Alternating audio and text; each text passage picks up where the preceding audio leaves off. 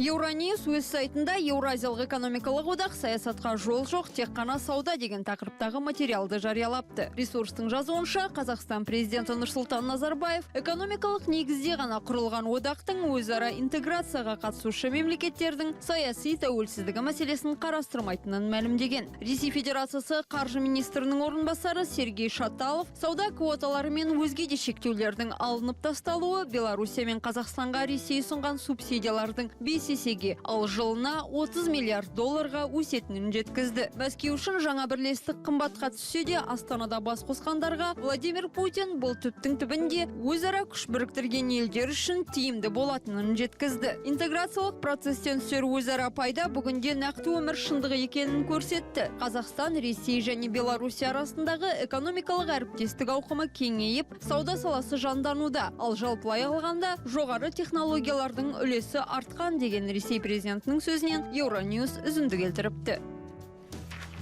Еуропарламент сайлауында миллиондаған дауыстың ұрлануы әбден мүмкін. Еуропа парламенттерінің кейбір азаматтары жуырда өткізілген Еуропарламент сайлауында бірнеше рет дауыс беруге техникалық мүмкіндік болды деп хабарлайды Der Spiegel. Бұл туралы журналға өз пікірін айтқан сарапшылардың сөзінше, егер бұл ақпарат расталар болса, онда бұл сайлау нәтижелері өз күшін жоюы әбден мүмкін. Бұл мәселеге елдің назарын аударған DZ басылымының бас редакторы Giovanni Di Lorenzo болды. Бірден екі еуропалық мемлекеттің азаматы ретінде ол 2 рет дауыс беріп, бұл туралы неміс телеарнасының эфирінде мәлімдеді деп жазады басылым. Der Spiegel журналистері өз кезегінде мұндай артықшылыққа қос азаматтық алған адамдар ғана емес, еуродағы азаматтарының да ие болғанын анықтады. Өзінің тұрып жатқан мекен-жайы бойынша дауыс берген бұл сайлаушылардың қатары 8 миллионға жеткен. Егер тексеру жұмыстары бұл деректерді растаса, онда сайлау нәтижесі жарамсыз деп танылады деп санайды Германияның Федералды конституциялық сотының бұрынғы төрағасы Ханс Юрген Паппер.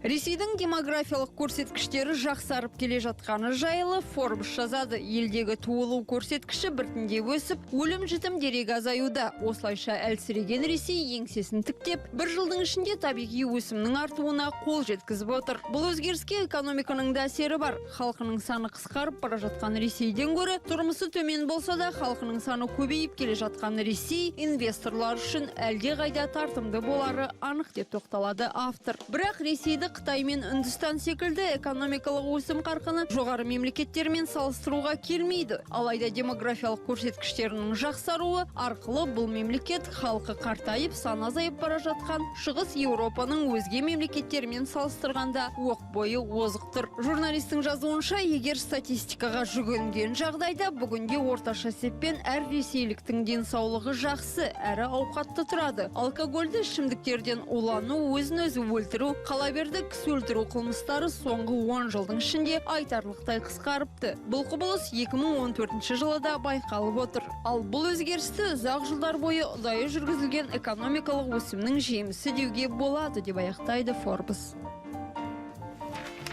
Жүйкеге салмақ үйде әлде жұмыста көбірек түсетіні туралы Washington Post журналы жазыпты. Жуырда Journal of Science and Medicine'де жарық көрген зерттеу нәтижелеріне сүйенсек, зерттеушілер адам бойындағы күні бойы жиналар стресс гормоны кортизолдың деңгейін мұқият өлшеген. Осы зерттеу жұмыстарының нәтижесі арқылы ер азаматтар мен қыз-келіншектердің айырмашылығы анықталыпты. Ерлер мен әйелдер арасында біраз гендерлік ерекшелік барын анықтадық. Әйелдер өздерін үйден гөрі жұмыста бақыттырақ сезінеді, ал ер азаматтарда керісінше, оларға қызмет жасағаннан гөрі үйде болған әлдеқайда ұнайды деп баяндайды зерттеу авторларының бірі Сара Дамаск. Демалыс күндері қыз-келіншектер мен ер азаматтар жұмыс күндеріне қарағанда әлдеқайда көңілді өтеді. Демек, бұл кезде жүйкеге салмақ түспейтіні анық. Бұл нені білдіреді? Яғни адамдар үшін үйде балаларымен бірге болғаннан гөрі жұмыста жүрген ұнайды. Ал осы екі іс қатар келген күні жүйкеге салмақ көп түседі. Сондықтан жүйкесі жүндей тозғандардың мұндай халге ұшырауының себебін түсінуге болады деп түсіндіреді тілші. Бұл мәселені шешу үшін Дамаск пен зерттеудің қосалқы авторлары жұмыс берушілерге көбірек назар аударып, жұмыс барысында қызмет пен жеке өмірдің бір-біріне кедергі келтірмеуін ескертеді. Сонда ғана жұмыс беруші мен жұмысшылардың ісі өрге басады деп аяқтайды мақала авторы.